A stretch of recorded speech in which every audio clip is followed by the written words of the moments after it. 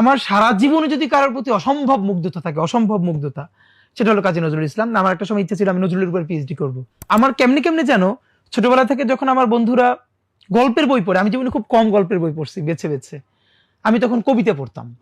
এর একটা কারণও ছিল, আমি একটা কবিতার প্রোগ্রামে যখন মানে প্রতিযোগিতা অংশগ্রহণ করতে চাই, তখন 6-এ পড়ি মনে হয়। তখন একজন ম্যাডাম ছিলেন বিচারক, উনি আমাকে ডেকে বলছিলেন যে শোনো, যখন বাসায় পড়বা গল্পের বই কম পড়ে কবিতা পড়বা, শব্দ করে করে পড়বা। এটা আমার খুব কাজে লাগছে।